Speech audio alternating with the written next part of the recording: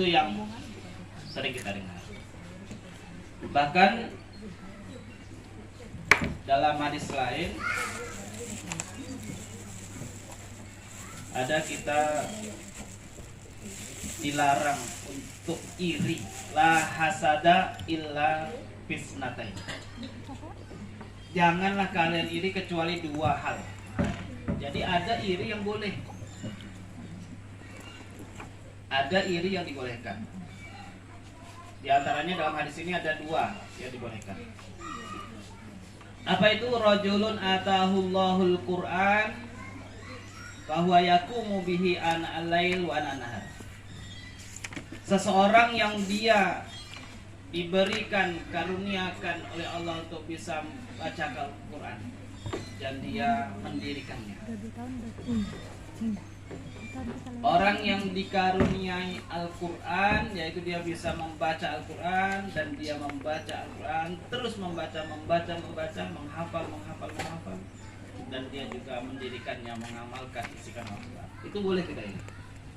Ana al-lail wa ana pada malam hari dan pada siang hari. Wa rajulun atahullahul mal fa huwa yunfiquhu.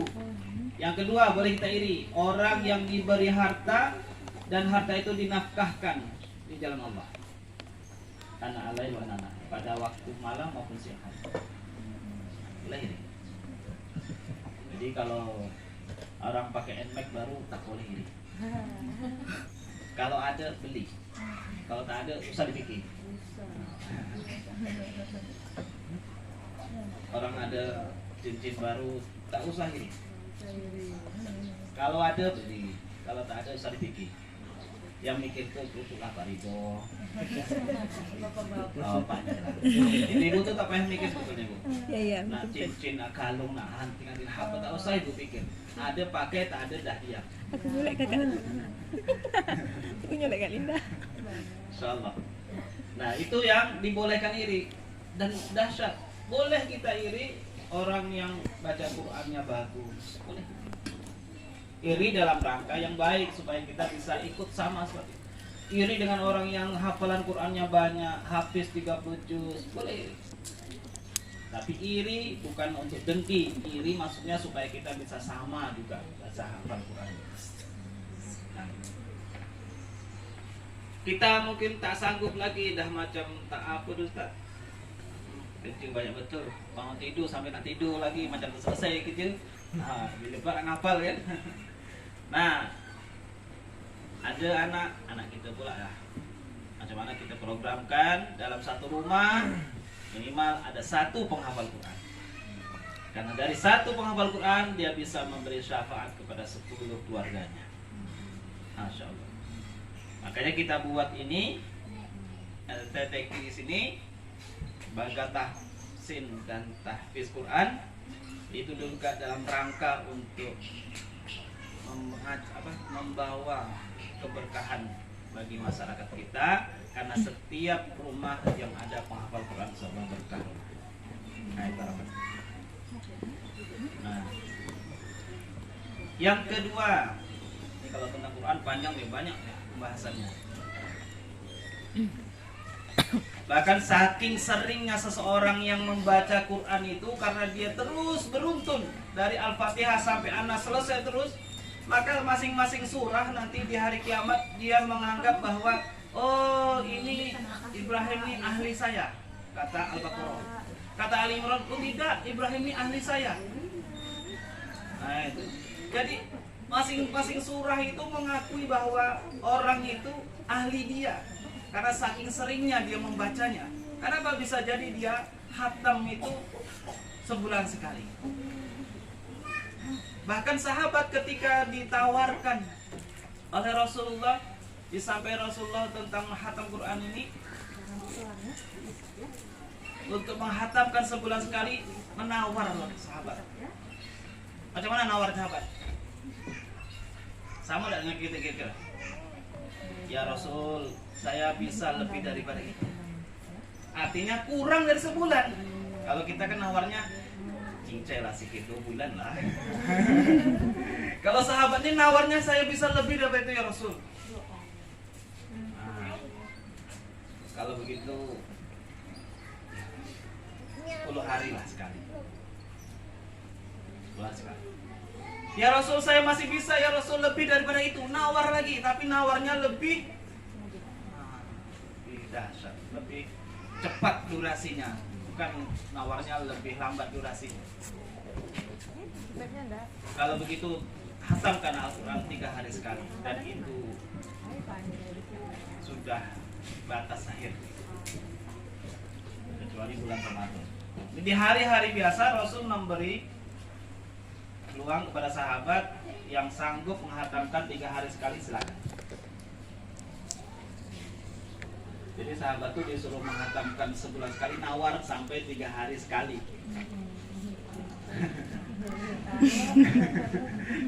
Kalau kita suruh sebulan sekali, kita nawar setengah tahun lah. Nawar sih kita bisa setahun lah, 3 bulan lah. Nawar lah kan. Jadi begitu dahsyat, luar biasa. Karena seseorang itu nanti di hari kiamat, tingkatan surganya, derajatnya dia pada Allah itu sesuai pula dengan bagaimana interaksinya dengan Tuhan. Luar biasa. Ini harus kita motivasi diri kita yakini bahwa ini semua adalah perintah dari Allah dan Rasulnya, kita harus menjaga. Itu yang pertama. Yang kedua, wahafidil lisan. Orang yang dirindukan surga yang kedua adalah orang yang menjaga lisan. Sekarang ini dah meluas. Ya, lisan itu termasuk juga tangan, ya, jari-jari kita nih. Karena kadang dia tak banyak cakap, tapi banyak gerak jarinya. Inilah setan gepeng tadi. Wahafizil lisan, menjaga lisannya. Karena kata Rasulullah, kam min shaimin, berapa banyak orang yang berpuasa, laisa, tidak dia mendapatkan shaimu dari puasanya itu illal ju' wal atos, kecuali apa tuh? Lapo dan dahaga. Puasa dia yang didapat cuma lapar dan haus, tak ada apa-apa. Makanya di antara penyebabnya adalah dia tidak bisa menjaga lisannya. Maka termasuk orang yang dirindukan surga adalah wahafizil lisan, orang yang bisa menjaga lisannya. Enggak, hati-hati. Maka kata Rasulullah, an Abi Hurairah radhiyallahu anhu qol, sami'tu Rasulullah sallallahu alaihi wasallam yaqul, man amana billah wal yaumil akhir falyakul khairan aw liyasmut.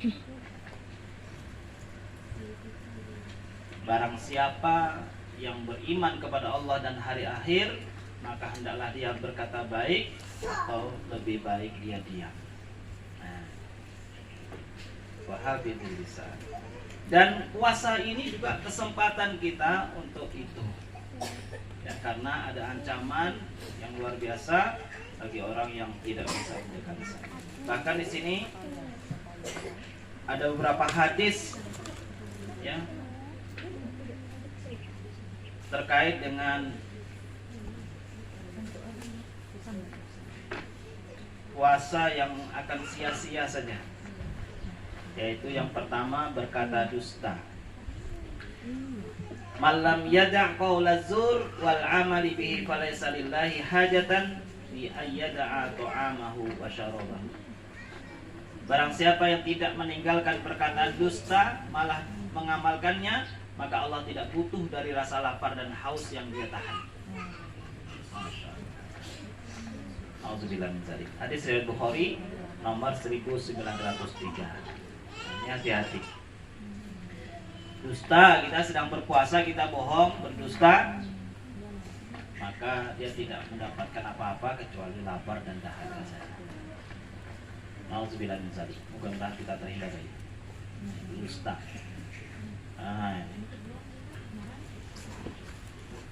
Apa dusta? Nah, contohnya yang banyak dibuat. Jadi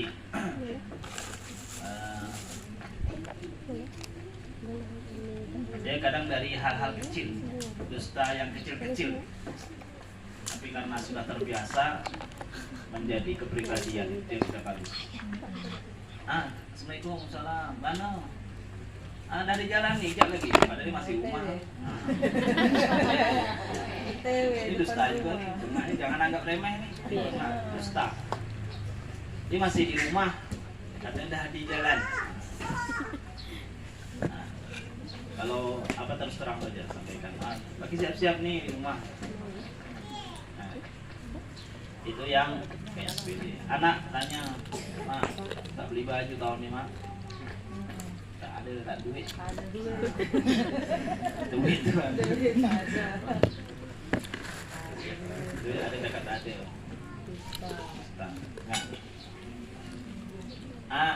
Ibu-ibu juga yang lagi tak puasa, pandailah berkomunikasi dengan anak. Kalau saya sembunyi jangan nampak, tapi jangan terlalu mengang. Nanti anak tahu, fatal akibatnya. Oh, mak bengong, tak puasa juga puasa, fatal akibatnya. Sampaikan, diberi pendidikan, edukasi tentang kalau ibu ini ada yang istimewa begini, cerang, pelan-pelan. Tapi kalau belum bisa dikasih nalar pengertian, jangan nampak-nampak kalau makan. Kalau lagi tak boleh puasa, jangan ditampakkan di depan anak. Nah itu. Yang berikutnya adalah berkata lahwun atau yang sia-sia dan rofas.